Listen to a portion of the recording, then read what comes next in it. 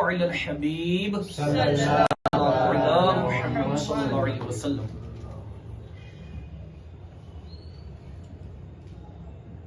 درود شریف کی فضیلت. فرمان آخری نبی صلی اللہ علیہ وآلہ وسلم جس نے مجھ پر 100 مرتبہ درود پاک پڑھا، اللہ پاک اس کی دونوں آنکھوں کے درمیان لکھ دیتا ہے کہ نفاق اور جہنم کی آگ سے آزاد ہے اور اسے بروز قیامت شہداء کے ساتھ رکھے گا.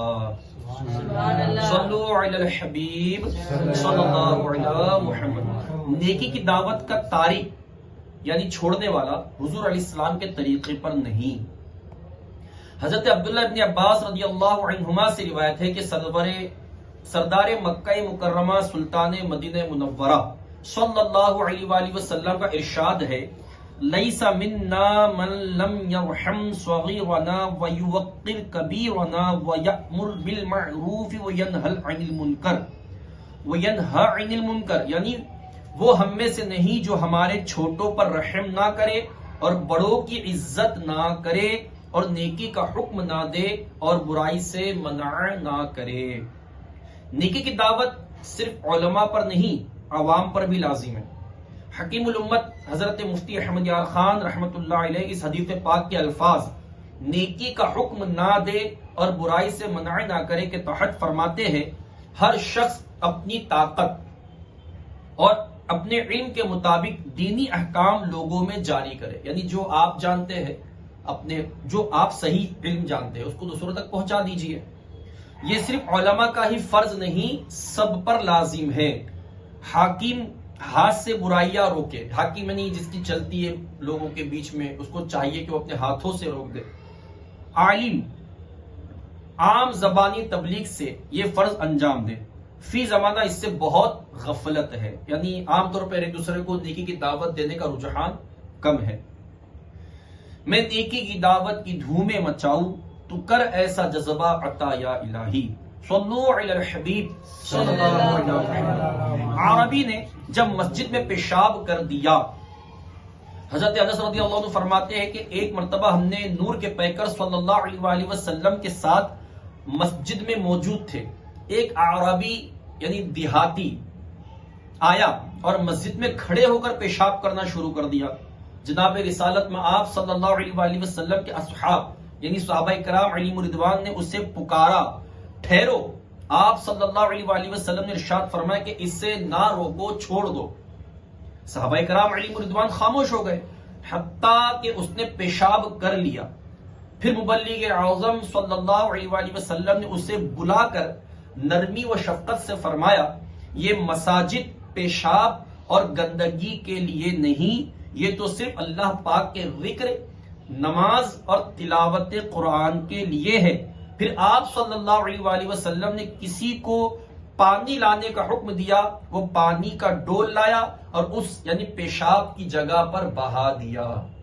اب اگر ہم ہوتے تو کیا ہوتا؟ پھر اس بندے کا ہے نا، وہ پھوڑ پھاڑ کے باہر نکلتا تھا بیچارہ، اس کے ہاتھ پر چڑے ہو چکے ہوتے تھے، اتنا مارا جاتا تھا اس کو. لیکن نیکی کی دعوت دینے والے کو یہاں پر حضور سکھا رہے ہیں کہ نرمی اور شفقت کا دامن نہیں چھوڑنا ہے. اگر آپ کسی کو سختی کے ساتھ کوئی چیز سمجھاتے ہو نا، وہ آپ کی بات نہیں سمجھے گا بلکہ ضد میں آ جائے گا اور آپ کی بات کو اگنور کر دے گا. بعض اوقات اچھی بات بھی ہمارے گرم لہجے کی وجہ سے سامنے والے کے اوپر ریاکشن غلط ڈالتی ہے. لیکن اگر ہم اچھے انداز سے کوئی غلط بات بھی بولیں گے نا تو معاذ اللہ سامنے والا اس کو قبول کر لے گا. اب جیسے کہ کوئی یوں کہتے ہیں کہ چل بھائی اپن پارٹی بنا کے آتے، اس نے ایک اچھے انداز سے اپنے دوست کو انوائٹ کیا، اب وہ اچھے انداز سے اس نے غلط کام کا اس کو کہا، وہ فوراً تیار ہو گیا. اور اس کے اپوزٹ ہم اچھی بات کو بھی گرم لہجے میں بولتے ہیں تو کیا ہوتا ہے، سامنے والا اس کو قبول نہیں کرتا ہے اور آپ کی اور آپ کو دونوں کو اگنور کر دیتا ہے. تو ہمیں نرمی کا دامن تھامے رکھنا ہے. حضرت مفتی احمد یار خان رحمۃ اللہ علیہ اس حدیث مبارکہ کے تحت فرماتے ہیں، خیال رہے کہ نجس یعنی ناپاک زمین اگرچہ سوکھ کر پاک ہو جاتی ہے جبکہ اس سے نجاست کے اثرات زائل ہو جائے. نجاست کے اثرات یعنی اگر گندگی تھی، اگر وہاں سے ہٹایا گیا تو وہاں بدبو تو نہیں آ رہی ہے، پھر یہاں پہ کوئی ایسا ظاہری اثر تو نہیں ہے گندگی کا، تو زائل ہو جائے. لیکن زمین کا دھونا بہت ہی بہتر ہے کہ اس سے گندگی کا رنگ و بو بھی جلدی چلا جاتا رہتا ہے اور اس سے تیمم بھی جائز ہو جاتا ہے. اس حدیث میں پانی کا ڈول بہانے کے تذکرے سے یہ لازم نہیں آتا کہ ناپاک زمین بغیر دھوئے پاک کے دورے پڑنے اور گردوں کی مہلک بیماریاں ہو سکتی ہے. یعنی جب ہم پیشاب کرنے یا استنجا کرنے کے لیے بیٹھے تو مکمل فارغ ہو کے نکلنا چاہیے. ایسا نہیں کہ ادھورا کر کے باہر آ گئے تو اس سے طبی یعنی میڈیکل ایشوز آپ کو آ سکتے ہیں. اس کے لیے مکمل فارغ ہو کے جو بھی اپنا نکلنا چاہیے.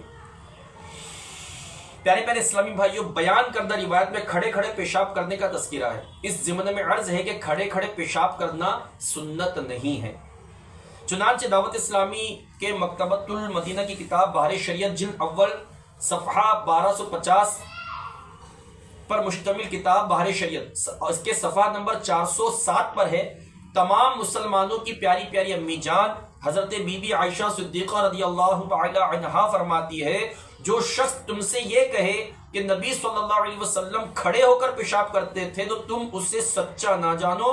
حضور صلی اللہ علیہ وآلہ وسلم نہیں پیشاب فرماتے مگر بیٹھ کر، یعنی حضور اکرم صلی اللہ علیہ وسلم بیٹھ کر فارغ ہوا کرتے تھے. افسوس آج کل کھڑے کھڑے پیشاب کرنے کا عام رواج ہو چکا ہے. بالخصوص مطار یعنی ایئرپورٹ اور دیگر خاص خاص مقامات پر کھڑے ہو کر پیشاب کرنے کا اسپیشل انتظام ہوتا ہے. اس طرح پیشاب کرنے سے جہاں سنت فوت ہوتی ہے وہاں اس کے طبی نقصانات بھی یعنی میڈیکل ایشوز بھی ہے. چنانچہ طبی تحقیق کے مطابق کھڑے کھڑے پیشاب کرنے سے مثانے کا غدود متورم ہو کر یعنی سوج کر بڑھ جاتا ہے. اللہ اکبر. جس کے باعث پیشاب تکلیف سے آنے، دھار پتلی ہونے، قطرہ قطرہ آنے بلکہ پیشاب بند ہو جانے کے امراض پیدا ہو سکتے ہیں. کھڑے کھڑے پیشاب کرنے والے بعض لوگ بغیر دھوئے یا بے خشک کیے پینٹ کا بٹن یا زنجیر بند کر لیتے ہیں، جس سے ان کی رانوں وغیرہ پر پیشاب کے چھینٹے گرتے ہیں. اس طرح بلا عذر بدن کو ناپاک کرنے والے گناہ گار ہونے کے ساتھ ساتھ طبا بھی نقصانات میں پڑ سکتے ہیں.